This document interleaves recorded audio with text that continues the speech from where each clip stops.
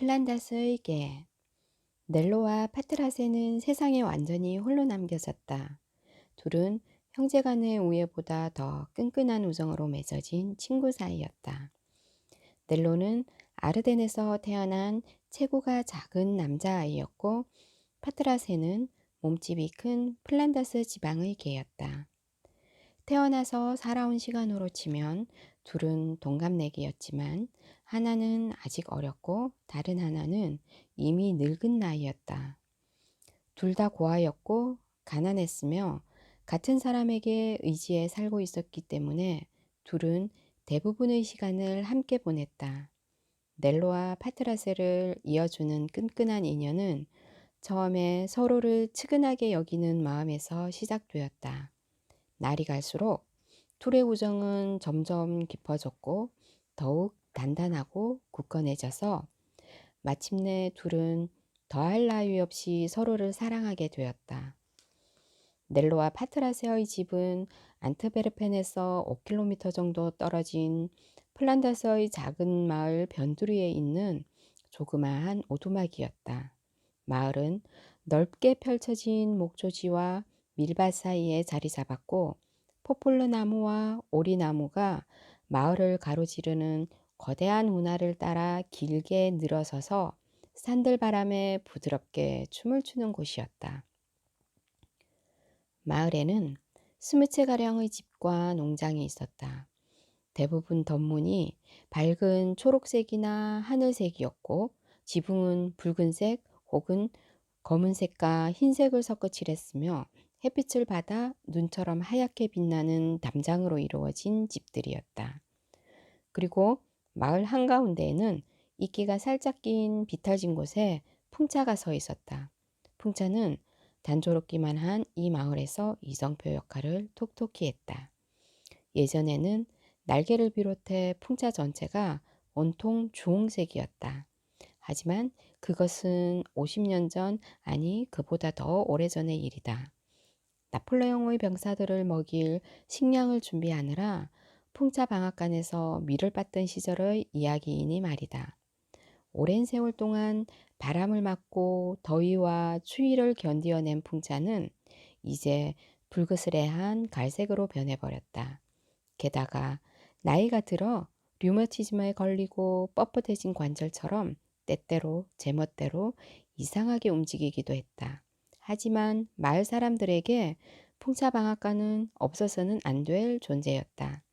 마을 사람들은 이 풍차방앗간을 두고 다른 곳에서 곡식을 빻는 것은 풍차 맞은편에 있는 오래된 작은 회색 성당에서 열리는 미사 대신 다른 종교 의식에 참석하는 것과 마찬가지로 불경스러운 행동이라고 여겼다. 이 작은 회색 성당에는 원뿔 모양의 뾰족탑이 높이 서 있었고, 아침, 점심, 저녁 때마다 울리는 종도 하나 있었다. 종소리를 들으면 왠지 이상하게 마음이 차분히 가라앉는가 하면 공허한 슬픔까지 느껴졌다. 북해 연안의 낮은 지대에 있는 종은 거의 모두 이런 소리를 냈다. 넬로와 파트라세는 태어나서 지금까지 이 구슬픈 종소리가 은은하게 들리는 마을 변두리의 조그만 오두막에서 함께 살았다. 오두막 앞에는 끝없이 이어지는 풀밭과 밀밭이 만들어낸 거대하고 평평한 초록색 들판이 펼쳐져 있었다. 들판은 물결조차 일지 않는 잔잔한 바다처럼 보였다. 그리고 들판 너머 동북쪽으로는 안트베르펜 성당의 뾰족탑이 우뚝 솟아 있었다. 오두막은 아주 늙고 가난한 예안다스 할아버지의 집이었다. 할아버지는 군인이었던 젊은 시절에 목격했던 전쟁을 또렷하게 기억하고 있었다. 마치 황소가 밭고랑을 마구 짓밟은 것처럼 전쟁은 이 지역을 온통 쑥대밭으로 만들어버렸다. 할아버지는 부상 입은 몸 외에는 아무것도 없는 빈털터리로 돌아왔고, 그 부상으로 다리를 절게 되었다. 예안다사 할아버지가 80살이 되었을 때였다. 스타블로 바로 옆에 있는 아르덴에 살던 딸이 죽으면서 할아버지에게 2살 난 아들을 남겼다. 할아버지는 자기 한 몸도 제대로 돌보기 힘든 처지였지만 불평하지 않고 손자를 떠맡았다. 아이는 곧 할아버지에게 커다란 기쁨을 주는 소중한 존재가 되었다.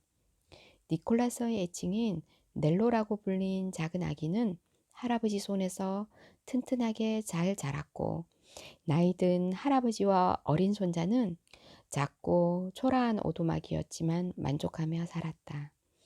사실 오두막은 흙으로 만든 비좁은 곳으로 정말 볼품이 없었다.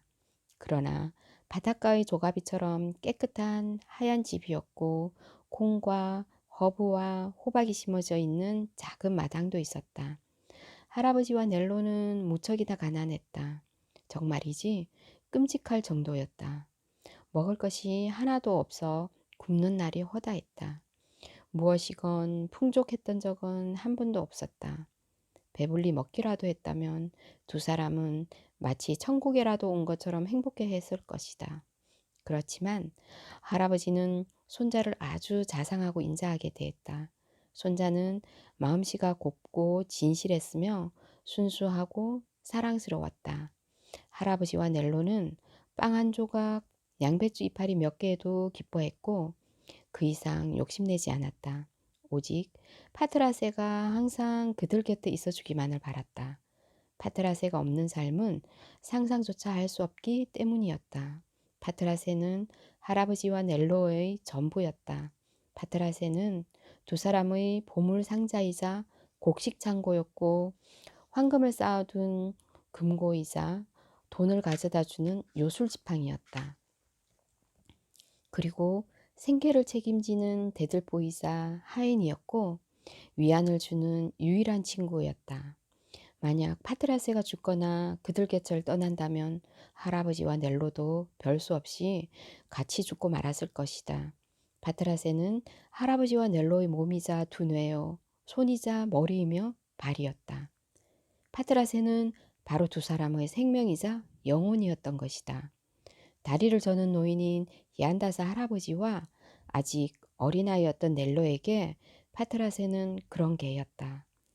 플란타스 개인 파트라세는 몸 색깔이 누르스름하고 머리와 다리는 큼지막했으며 귀는 마치 늑대처럼 바짝 서 있었다.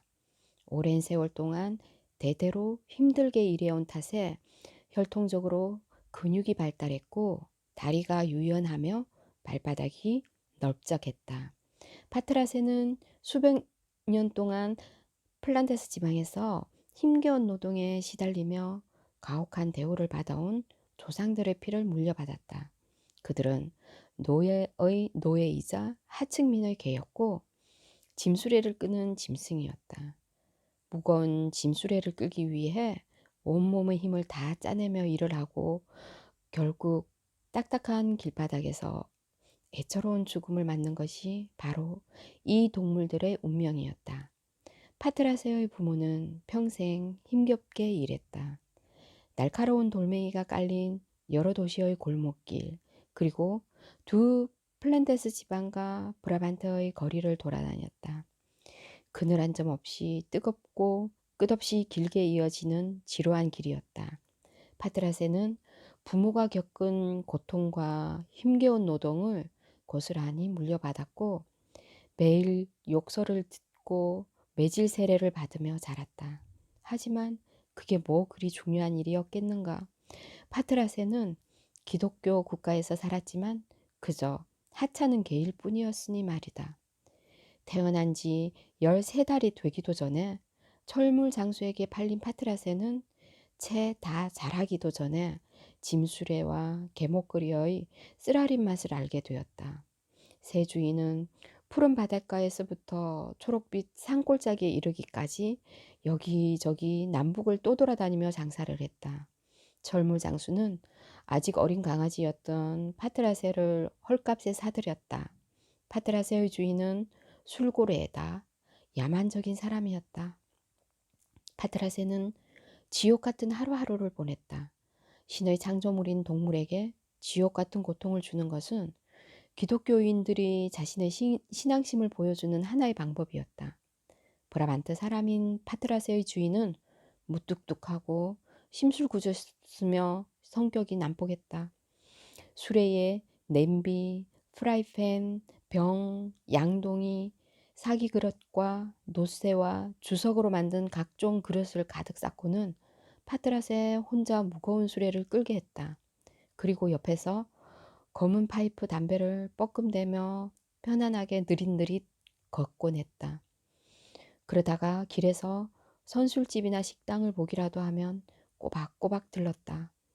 다행히, 아니, 어쩌면 오히려 불행한 일이었는지도 모르지만 파드라세는 아주 튼튼했다.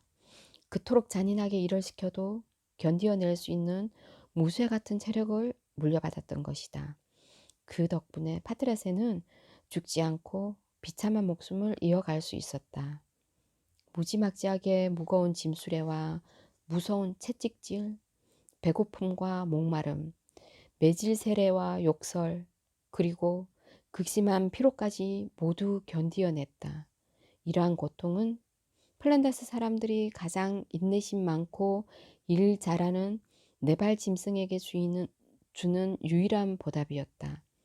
길고 끔찍한 고통의 세월이 2해나 지난 어느 날이었다. 파트라세는 여느 때처럼 안트베르픈으로 이어지는 길고 흙먼지가 날리는 지루한 길을 걷고 있었다. 한여름이라 날은 찌는 듯이 무더웠다. 금속과 점토로 만든 온갖 물건이 가득 실려 있어서 수레는 아주 무거웠다. 하지만 주인은 파트라세에게는 눈길 한번 주지 않고 어설렁거리며 걷고 있었다. 그나마 다행이었다. 그렇지 않았더라면 철썩하는 소리를 내는 채찍이 덜덜 떨리는 파트라세의 허리를 휘감았을 테니 말이다. 파트라세의 주인은 도중에 술집이 나타날 때마다 어김없이 들러서 맥주를 마셨다. 하지만 파트라세에게는 물가에서 잠시 목을 축이는 것조차 허락하지 않았다. 파트라세는 하루 종일 아무것도 먹지 못한 채 땡볕이 내리쬐는 타는 듯한 뜨거운 길을 수레를 끌며 걸어야 했다. 거의 12시간 동안 물 한 방울 마시지 못했기 때문에 파트라세는 더욱 고통스러웠다. 파트라세는 먼지 때문에 앞을 제대로 볼 수 없었고 매질 때문에 온몸이 욱신거렸으며 허리를 무겁게 내리누르는 무거운 짐수레의 무게에 감각이 거의 마비되어 버렸다. 파트라세는 갑자기 비틀거리더니 입에 거품을 물고 쓰러지고 말았다.